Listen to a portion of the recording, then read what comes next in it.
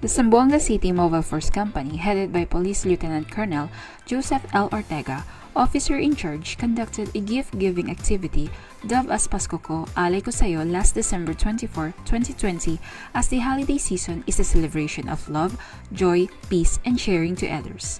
And in strict observance of the COVID-19 prevention measures, mask, hugas, at iwas. The said activity was held at Sitio Pole Jutay, Barangay La Paz, Zamboanga City, benefiting 50 less fortunate households. And during the said activity, we had spotted an isolated house which was remotely far from other household and in a very poverty-stricken state, which was owned by a certain widowed man that have 3 children and no permanent source of living. So, right there and then, our kind-hearted force commander had planned and decided to repair the said house as a project initiative of this office under the Share the Care program and as a gift to him and to his family for this coming year, 2021. By December 27, 2020, our troops have again returned to the said area to start the repairment of the house of Mr. Enrico Ipe. As a gift to him under the Bagong Taon, Bagong Bahay, Bagong Buhay project of this unit through the combined efforts of every personnel of Labuan Patrol Base. The renovation process was concluded for about 4 days.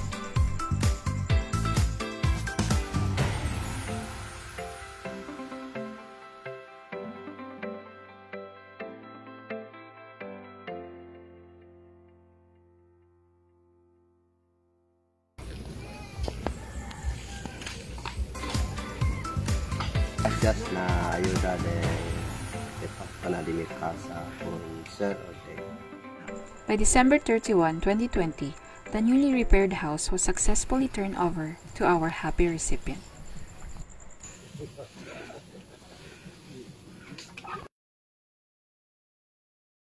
Enrico Epe, Tudno anak, Isabel, Jandy, Jan Freddy, video gracias con Nonoy Valle y con Sir Ortega na grande gracias sa Pasko ay dali conmigo pati sa casa mga Sir.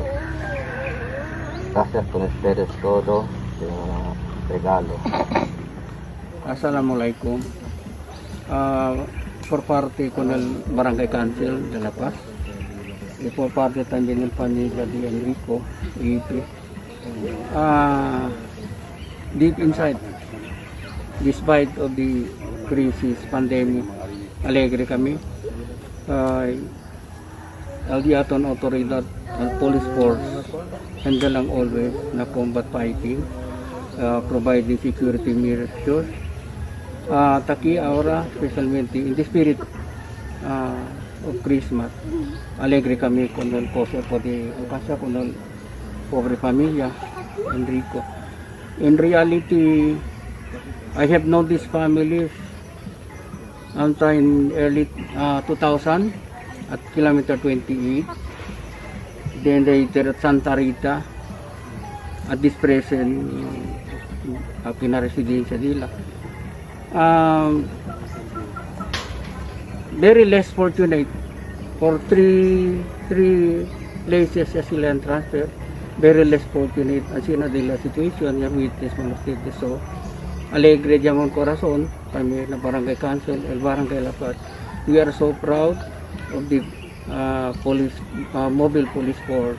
We are very feeling so great for this wonderful gift to this poor family. So, pagpalain kayo ng Panginoon Diyos. Happy New Year sa inyong lahat. At maraming salamat. Thank you. Estaba con el de aton jefe del Zamboanga City Police Office, si Police Colonel Rexmel Reyes, y padale con ustedes. Y tamanda también le habla na Happy New Year con ustedes. Y con Kagawad, thank you kayo na de ustedes asistencia dale kanamon. Y con el dueño del Chera, na si Police Lieutenant Abalye. LLD Amon Idol. No, LLD Amon Idol kasi hasta ahora tali pa rin ang Liceo Corazon pagka-pulis. Iayudale con este familia, iadale onde pwede queda. So, akel kami ya pwede mira. So, si Ele gane retired ya ayuda. So, kami pakaha na takipan na serbisyo. So, ya pwede kami mira, el sitwasyon di ila, kagawad, thank you kayo. So, ya ayuda kami. Para next year, na New Year, buenamente el corrido del Beato New Year, no?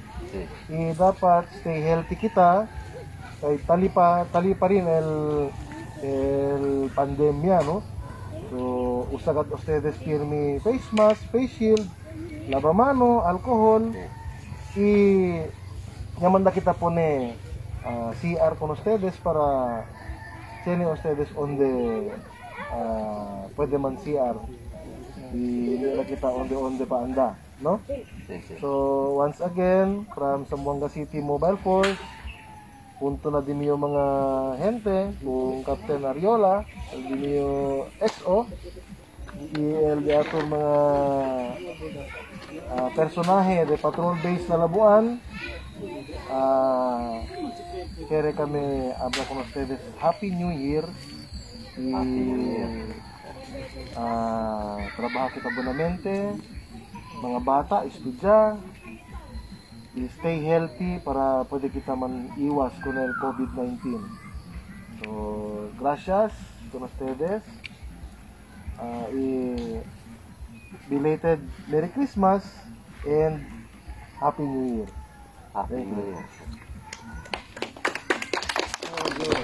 Thank you so much for watching and a happy, blessed New Year to all.